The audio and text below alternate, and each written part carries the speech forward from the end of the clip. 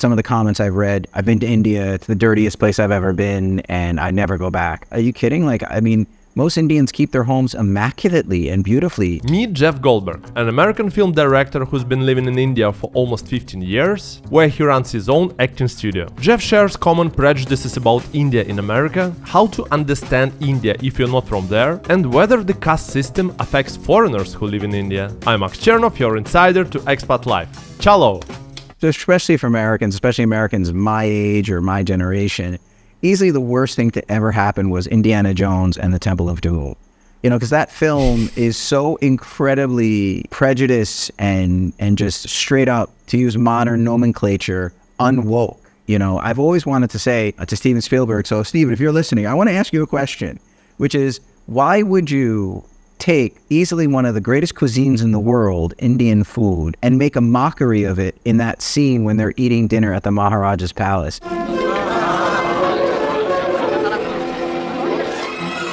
I've never understood that, because it's like there are so many things that India is known for, but certainly one of them that it's globally recognized for is how absolutely delicious and stunningly good and diverse Indian food is.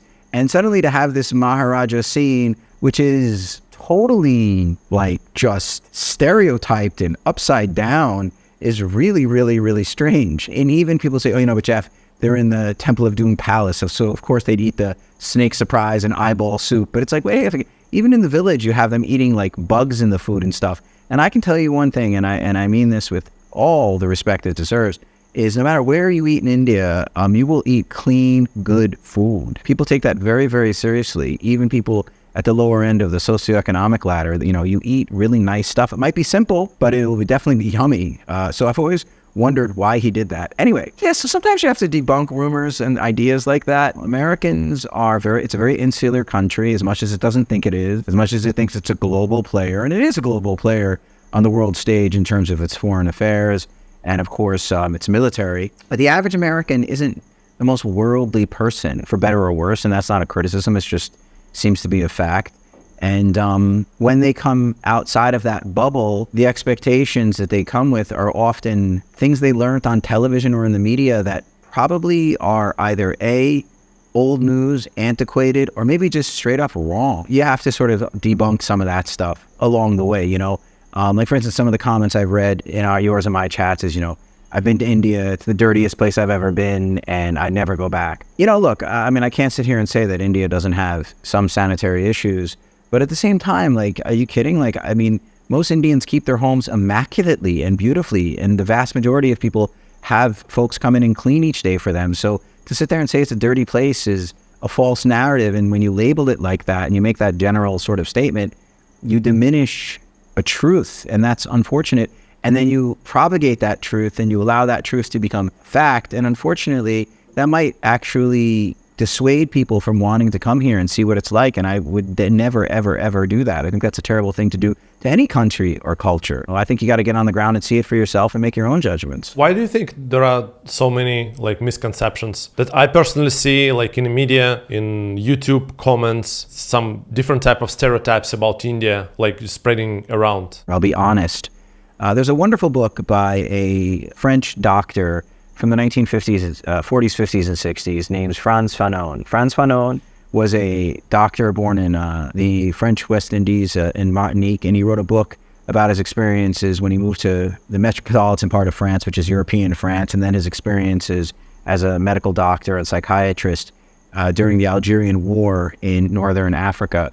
And the book, The Wretched of the Earth, is about the colonial mindset and the experience of the colonized through a psychological lens, and speaking about how they feel, the violence, the degradation, the racism, the bigotry they dealt with, and how that has manifested itself in the Algerian context into the FLN, which was fighting the French to get them out of Algeria, and the violence that incurred. It's a wonderful book, and I think it's a very important book for people to read today, because when you look around at the situation in the world, you can still find a lot of truisms or paradigms that would be important to recognize. That said, coming over to India, look, there are thinkers on the left and the right political side of the spectrum here, from the current foreign minister, Jay Shankar, to the Congress politician Shashi Tharoor, who talk about the colonial experience in India.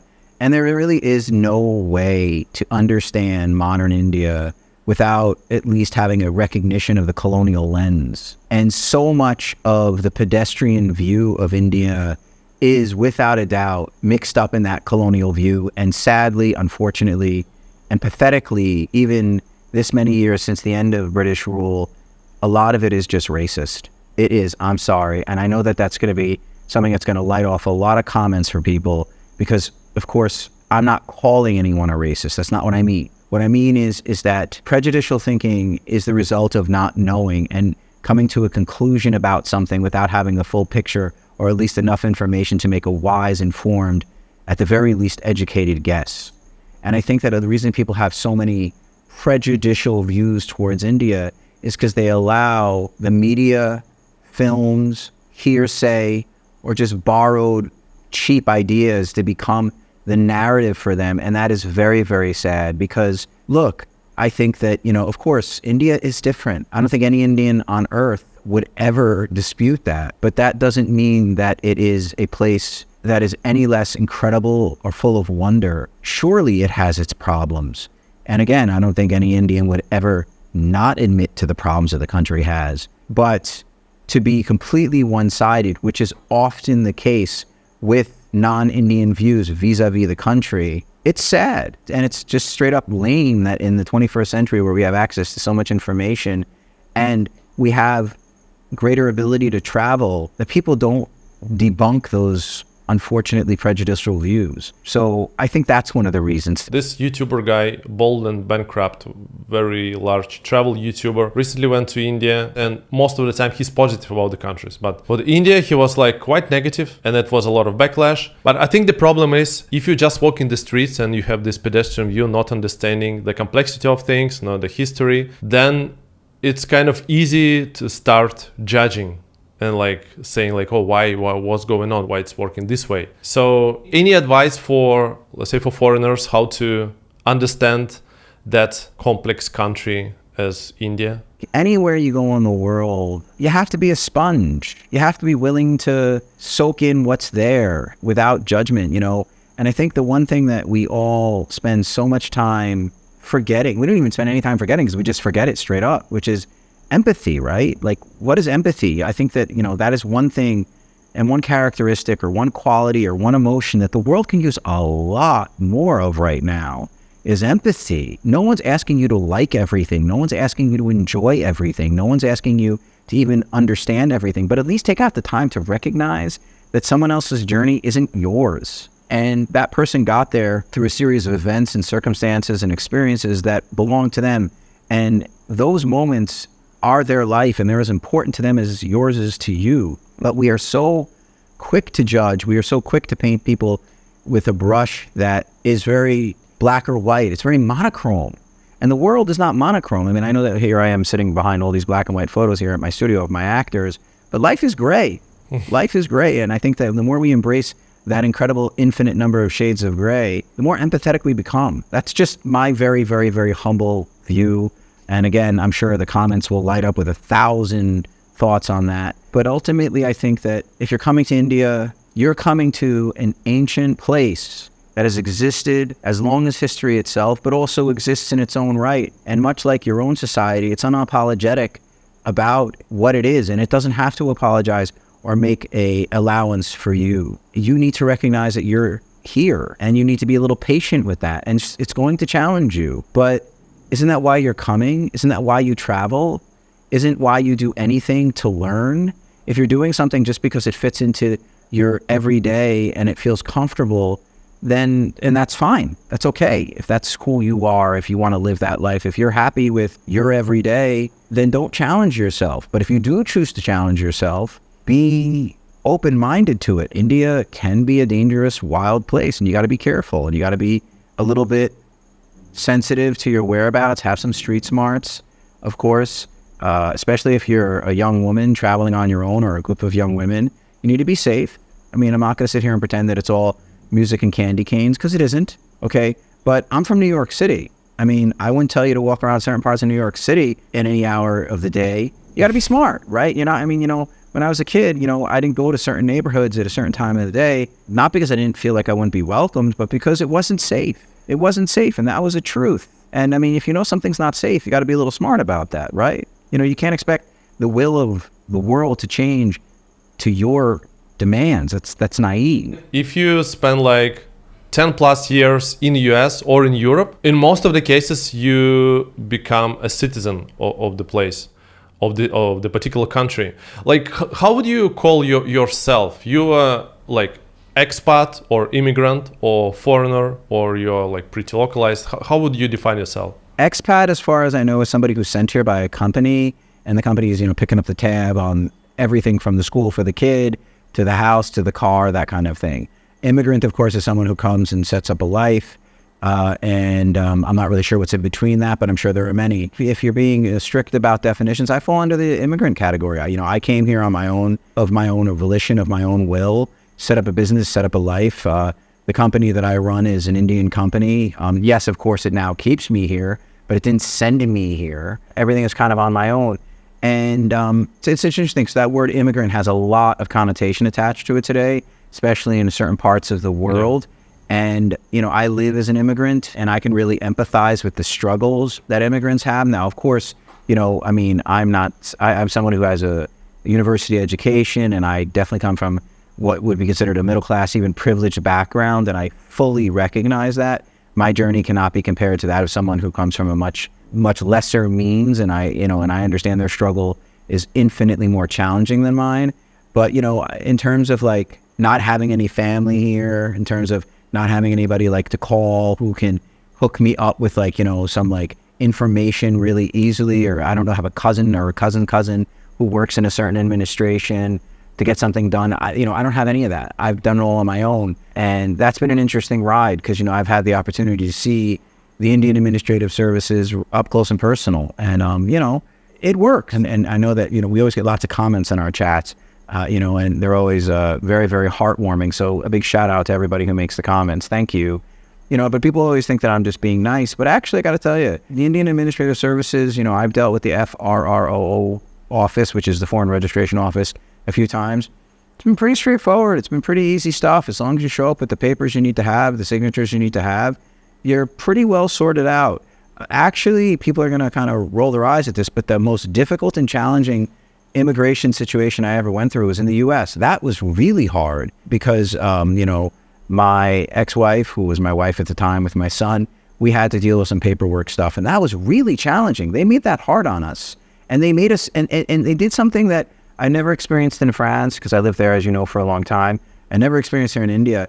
In the U.S., they made me feel like a foreigner. They made us feel like, we were asking for something special, like, the right to be in America. And I kind of wanted to, like, remind the guys a few times, like, fellas, like, everybody in this country is kind of from somewhere, like, we all have a story. So maybe, like, a little, like, take the attitude off a little bit. But there was a real kind of, like, we're America. And I was just like, okay, if that's how you feel about it.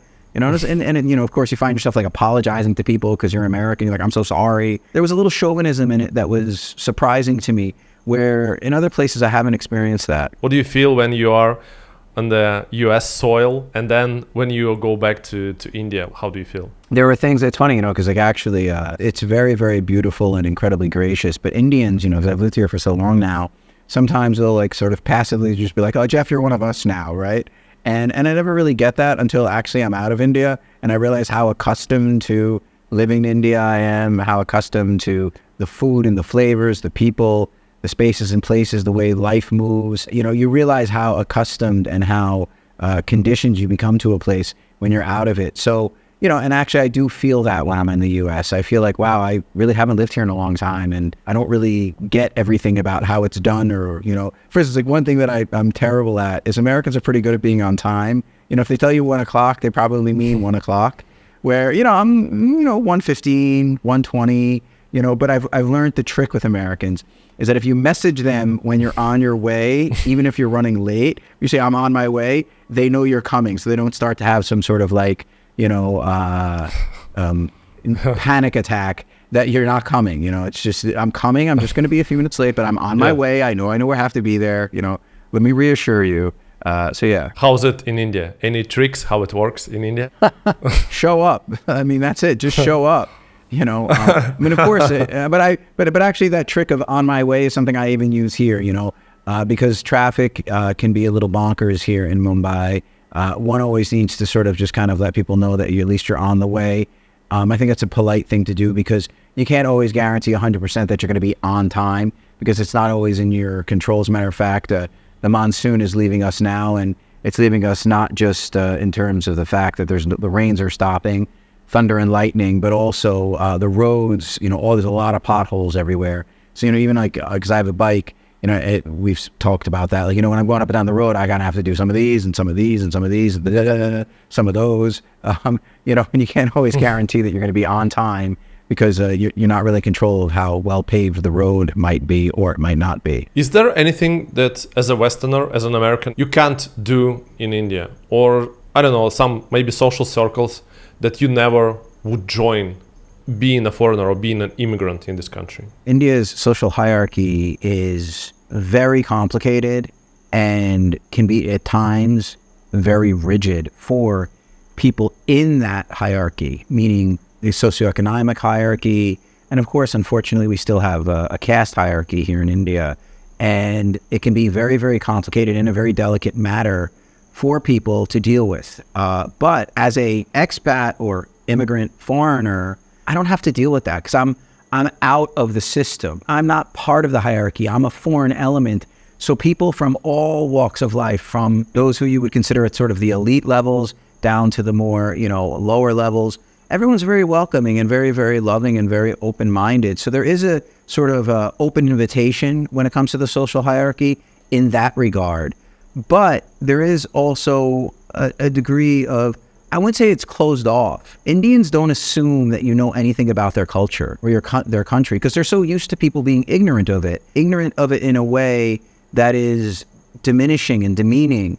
And they're always very pleasantly surprised and extremely welcoming of those who have learned about it.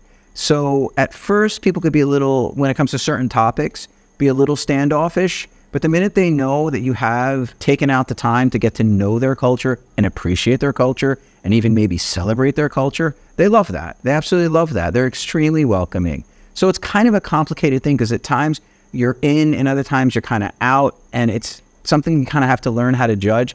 But I don't think any culture in the world is necessarily terribly different because, look, I mean, cultures are something that people will hold very dearly because they help define who they are in a very essential way. Last time you recommended the set of films, the movies. Mm-hmm. Oh, sure. That people can watch to have a taste of what real Indian cinema is. Can you recommend a book, something that's maybe not so complicated, something entry-level book for people, for foreigners who want to, maybe that can spark the interest about India and explain like few things about the country? Luckily, there is an unbelievable amount of books one can read about India, and some of them are absolutely brilliant. There are two books about Mumbai that were written relatively close to each other. One of them is called Shantaram, which actually went on to become an Apple Plus TV show, and the other one is called Maximum City. Of the two, I have to say I'm a little bit more a fan of Maximum City. I think Maximum City is a much more honest lens of Mumbai at that time in the early thousands. Gary David Roberts' Shantaram, I feel, is not great. I didn't enjoy the book at all, actually. I didn't like it even one bit. I know a lot of people love it, but I just felt it was I just didn't connect with it. Maximum City I quite liked, and I felt it was very real. Mumbai, the city, has changed an enormous amount since Maximum City. Sakutu Mehta wrote that book. It's changed a huge amount since then, but nonetheless, I think that some of the things that you kind of get a flavor for in the book are still kind of true here. So that's a book I would say check out, Maximum City. It's a great book. But I mean, the first book I ever read about India was Gandhi's book, My Experiments with Truth. And again, it's really interesting because that book feels very antiquated, or it doesn't really apply to certainly modern metropolitan tier 1, fast-moving, expensive India. But, at the same time, there's an India in the village, right? There are the village Indians, and there are agricultural Indians, and so many of the people in this country still live that way, the vast majority actually. And those values and ideals are actually not that antiquated. They still sort of do exist on that level. Certainly things have evolved, no doubt. That goes without saying. A lot of the things that was set up in the Gandhian philosophy still kind of remain true in other parts of the country. And that's, of course, a very divisive statement because a lot of people, Gandhi's legacy is something that's debated a great deal, and his economic and political thinking is something that a lot of people have a lot of opinions about. I would just say that, I think that it depends on what lens you want to see the country through. You do a lot of like directing, acting, and like you actually teach people how to do acting, yeah? And like professionals and non-professionals. Is the thing as Indian acting exists, or acting is pretty universal? There is no such thing as Indian acting or Russian acting or American acting. Acting is acting. And I guess the way I teach acting, or the way we approach acting with the method that we use here, which we lovingly call the Goldberg method, is, first of all, it has to be practical. It has to be something that you can apply. You have to be able to use it. Rolling around on the floor in an acting class is great if you have an emotional breakthrough, but if you can't take that emotional breakthrough and bring it to your character, bring it to the stage, bring it to the picture, then whilst it may be very satisfying for you, how is it effective in the world of your career and your craft? And that's the second thing after practical is craft. It's all about knowing how to do it. It's all about knowing how to apply the science of acting and the tools that you've learned to the craft so that you can be successful in front of the camera or up on a stage. And finally, the reason I think acting is because this is the thing, is that the emotional language of how people behave and react is something they learn long before they walk into a classroom. You know how to love, you know how to cry, you know how to feel joy and hurt and pain and anger and envy and disgust. You know how to do that. I can't teach you how to feel those things. You should know how to feel those things already. And if you're going to manifest them between action and cut, i.e. during the scene, my job is to help you access the practical tools to enable you to do that in a truthful, honest manner. What that looks like will culturally, inevitably be individual to you. So if you're Indian, then those cultural facets of yourself will emerge naturally. I don't have to accentuate them. And I think that that's a question that often is kind of a roadblock to understanding the craft of acting, because the craft of acting is about expressing the human experience in a very honest, truthful way. Living as an actor is a much more apt way to put it, according to me, than performing as an actor. And of course, there are other people who would disagree with that, and I would love to discuss that. But for me, the performances that speak to me and the actors who really resonate with me are the ones who I can see are actually experiencing the trajectory of the character, the arc of the film, and the moment of the scene in a very honest, believable way.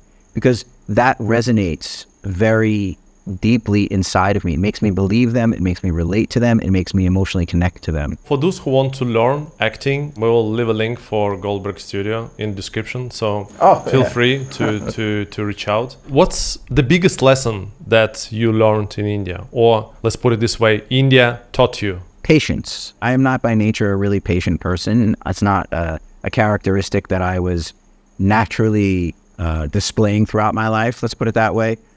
But India has taught me to be patient.